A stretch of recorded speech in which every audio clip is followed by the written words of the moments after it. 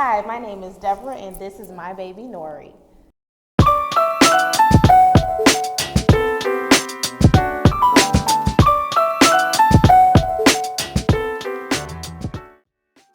NORI was born August 27, 2020.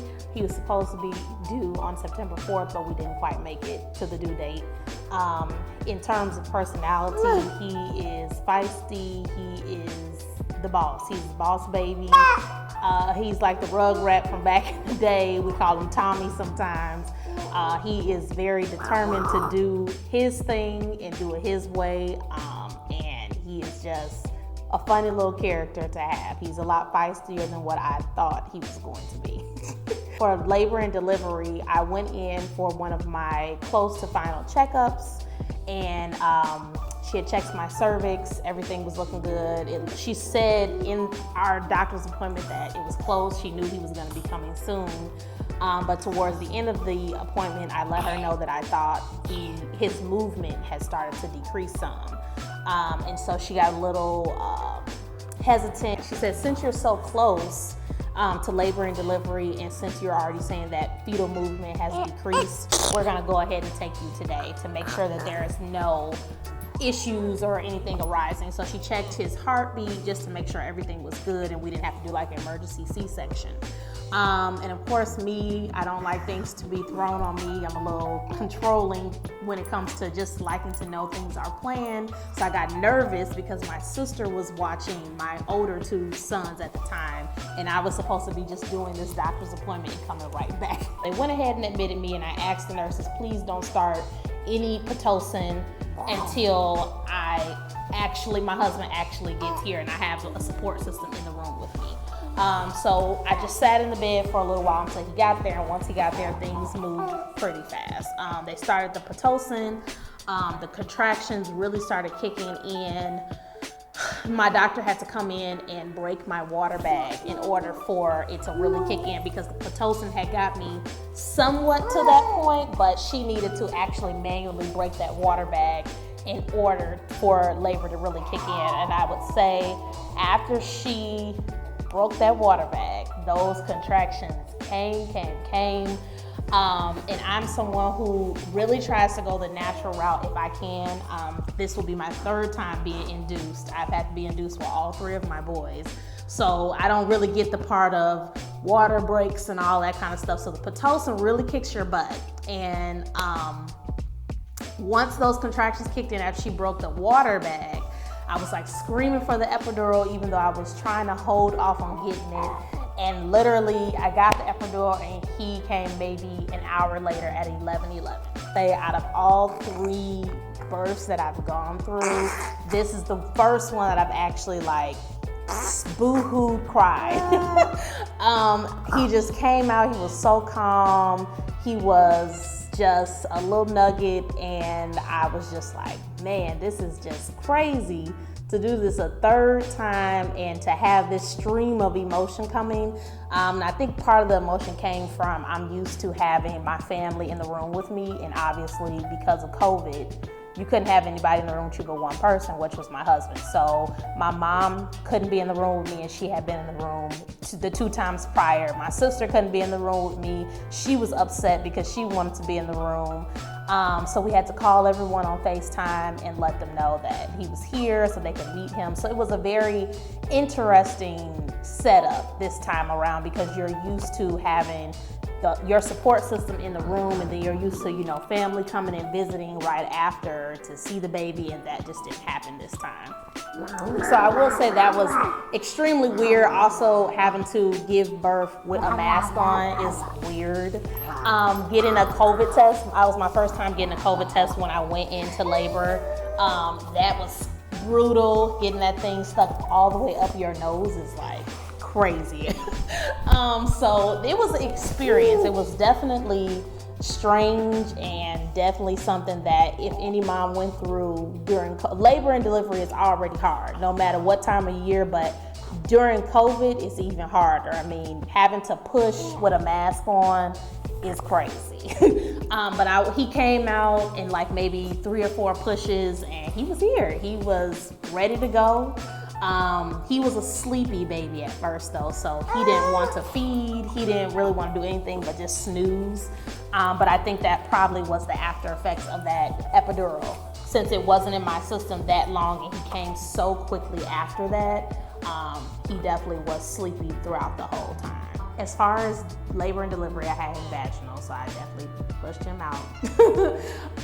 And then in terms of complications, I didn't have any complications. I've been fortunate to not have any complications all 3 times. The only thing that I don't like that happens to me each time is I get a side effect from the epidural. So pretty much immediately after my body goes through pushing out the baby and removing the placenta and all of that, I go into extreme chills and shivers.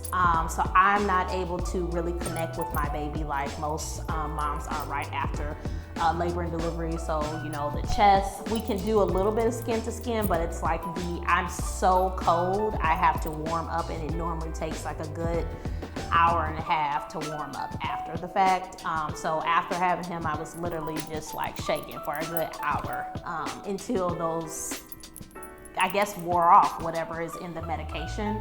And I have not heard any other moms say that has happened to them yet, but that is a side effect that's happened to me all 3 times. And then as far as my pregnancy goes, like I said, I've been fortunate to have very good pregnancy. I normally I pretty much know my body, so I know when a little bunny is baking in the oven. But I pretty much feel the same way other than just growing a human being. My cravings are pretty consistent with tacos and pizza every time. Even though this last time with NORI, I craved pickles, which I thought was hilarious because I'm like, this is so just what people would think this is what pregnancy is. That's what it was. It was pickles, and I had my husband go get a jar of pickles a few times to eat those. But other than that, it was always pizza and tacos, for sure. I would say my last 2 kids were very unexpected. So the first one, we kind of knew what we were up against. The second one kind of happened on a whim, and NORI was definitely a surprise baby. I was on birth control. I was just coming off of the lower dose of birth control because I breastfed my second son for almost a year. And so I guess the low dose of that birth control mixed with coming off the breastfeeding, the timing just intertwined with each other, and he slid in some kind of way, and it was definitely an adjustment. I feel like going from 1 to 2 kids was a lot easier for me than going to a third one. While mixing that with COVID and being a working mom, we all had to work from home for those who had office jobs. So I was at home juggling my almost 5-year-old at the time who was finishing preschool, and he had a little e-learning. I was juggling my almost 2-year-old who was going through toddler stages and all of that stuff while working a full-time job at home every day while being pregnant. So that within itself was very exhausting, to wake up every day, get to that computer, and have to figure out how to talk during meetings with them screaming in the background, or make them take a nap at a certain time and feed lunch, and all of that was extremely hard. So once NORI arrived, I felt like that was just another layer on top of really busting my butt for the last 9 months with 2 kids at home and adding another one. I probably experienced a little bit of postpartum depression with that third one, just because it was hard. It felt like no one understood what I was going through, and I didn't want to feel like I was complaining all the time, because, you know, old folks say all the time, like, well, don't do it if you don't want it. But it's like, you don't know how you feel until it gets there. And I'm someone who always wanted a lot of kids. It was like 3 to 5 was my range. But it's like once the third one came, I was like, man, this is a lot. It was a huge transition. We were in the process of trying to buy a house at the time, and just all the changes going on in our life. And I just found myself just crying all the time, which that's why I knew something was off, and I didn't feel like it was bad enough to have to like go back to the doctor and get prescribed anything, but I did notice a big change in my emotions, just crying about so much and just being crammed in our apartment when we were supposed to be in the house before he got there, being upset that you couldn't set up the nursery because we're still crammed in this apartment and he just came, and still having to work. And then all while doing that, I was also in the process of trying to get a promotion with my job, but because of COVID, pay was backed up, so I had to wait for my promotion money to kick in. So there were like a lot of feelings and emotions. And then on top of that, you being pregnant, and my air went out in my car. That's the last thing I could have did. And I just remember like crying on the phone to my sister because my husband was still at work, and I'm like, I need to get to the dealership. And they're like, you need to calm down. Like, it's not something to cry about. So I will say it was extremely hard. It's still hard with the 3 kids. It's getting better, but it's still hard. And in terms of support, I feel like my biggest support was my mother, who passed in April. And she was the biggest supporter I had, and it has been hard without her. But I still have my husband and my sister and my niece and my nephew. But my mom was just someone that I could always depend on for words of encouragement, or watching my kids, or just being there, you know, checking to see how day is going. How did Nori sleep? You know, you need to get some sleep. Just those words to hear. And I don't have that anymore. Oh, man.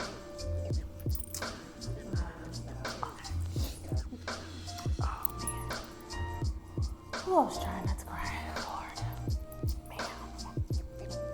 Yeah, I would say in terms of support, if you have, you know, both sets of parents who help, siblings, babysitter, aunts, uncles, it definitely does make a difference. And I'm just crying because, well, of course, I miss my mother, but she was just a rock. I was trying not to cry, but I'm crying just because my mother recently passed away, April 10th, suddenly, which was a huge shock to our family. And she just meant the world to me.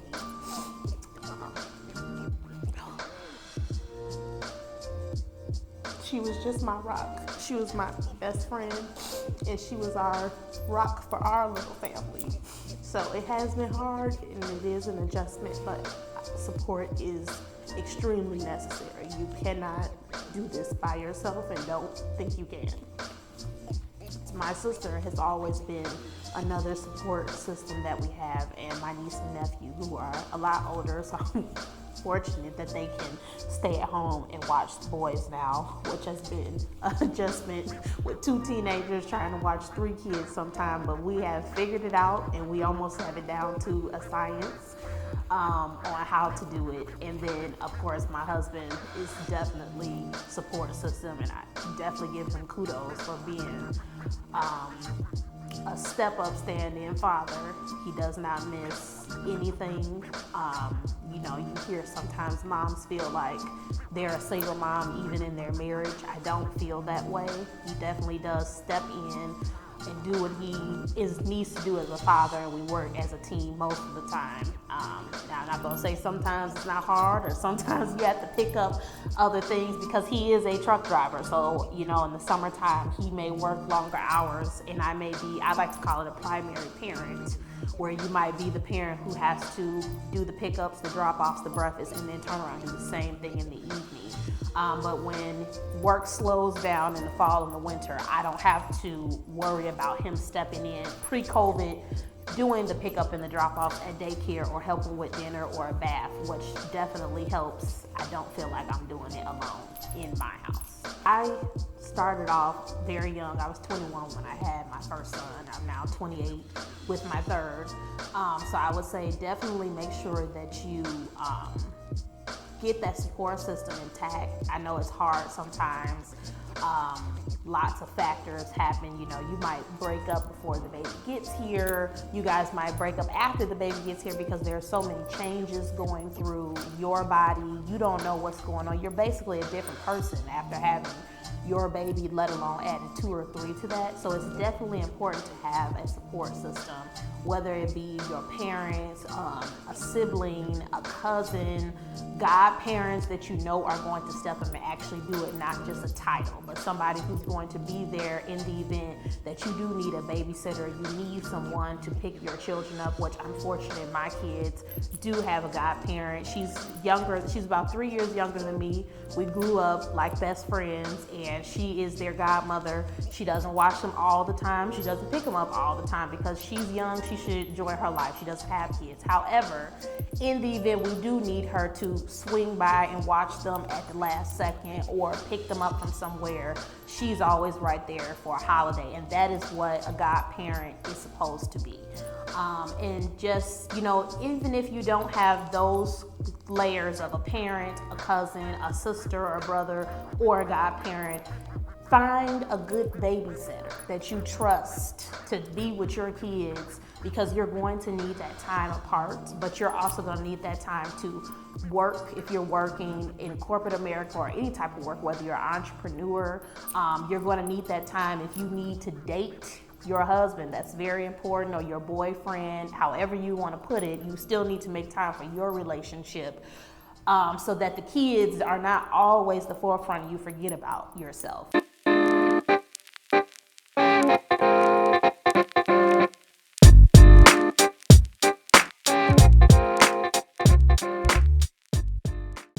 In terms of relationship, it comes in waves. I feel like our first child, we were young, we were trying to figure out how to do this thing together first.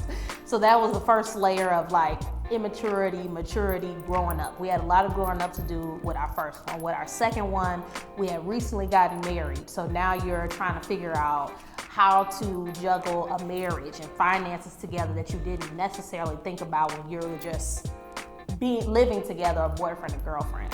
And I would say with this third one, this really has made a change in our relationship, because I do feel like I was the primary caregiver for the kids, and I do feel like he at times felt like, where can I get in? Where's my time? You know, trying to get attention, and I may not be paying attention because I'm trying to be the best mom that I can be to our kids. So I definitely had to make a huge adjustment with that and make sure that he was also a priority along with the kids. So I will say that definitely came to fruition in this last baby. Like, no, we have to still think about each other and not just think about the kids. So now we're trying to make sure we at least try to get a date night in, or go do something with adults and get away from the kids sometimes, so that he's not forgotten about and just feels like, man, all she does is take care of these kids, and I may be sitting here on the couch watching TV, or just came in from work and she acts like I'm the roommate. So it was a huge adjustment. I think that also a little bit of postpartum depression, like you're trying to figure it out with your own body image that a lot of women don't talk about. We don't all snap back like the celebrities or like those people who have those good genes. So I'm still working on that. And, you know, also with an extra layer of breastfeeding, you cannot starve yourself and try to get back to what you were before when you're trying to feed a whole other human. So that's another layer. And I just think the body image and trying to get back together, along with trying to take care of 3 kids, along with trying to get back into work, it was a lot. And we are trying, now he's almost 1 now, but we're trying our best to get back to a core relationship. So when they grow up, we won't be looking at each other like, man, we have nothing in common, because we have literally put every emphasis on the kids for the last 20 years or whatever.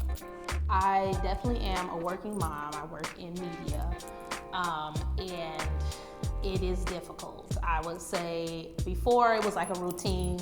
You wake up, I'm not a morning person, so that was already within itself, having to get myself ready and 2 other kids. But now with NORI and working from home, it's a different environment.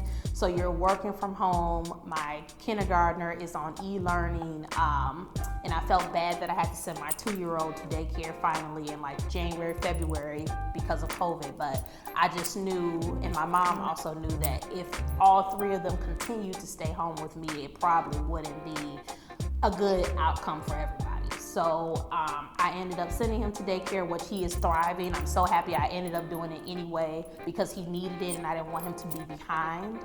But I will say it's difficult some days, especially now that Nori is older and he's not the baby that sleeps every couple of hours. He's up, he wants to be talking and playing and things like that. So I'm thinking about putting him in a daycare now, even though I still have hesitation because of COVID and he's a younger baby, can't wear the mask. But it's an adjustment and I'm really trying to do my best. So if that just means I just can't do it sometime, or I have to just let my manager know, like, I can't give 110% today because I'm working from home, as you see. You're at home with your baby as well, so it just may not be the same. But one thing I started from the jump when I got my job out of college was I made it clear that 5 o'clock, 5:30 was my cutoff, because I have kids. So I have stuck to that. And I think that helps because then the kids don't feel neglected that I'm still sitting here on the computer or at work. So I definitely make sure that is my cutoff. And I would say any working mom, I know it's hard. We're trying to climb the ladder, get promotions, make a name for yourself. But if you just continue to be on this, quick cycle of gotta get the work done, and you're forgetting about your family, it could be an effect on your mental health as well as your family life. So that is definitely my cutoff. If I have to stay on later, I will, but it has to be like an extreme circumstance. A presentation is coming up or a quick client drill that came down. But other than that, my cutoff is 5 or 5:30. My advice for new moms is get yourself some mom friends, but also get yourself some regular friends so you can know how to take a break from the mommy stuff all the time and be able to just have a girls' night.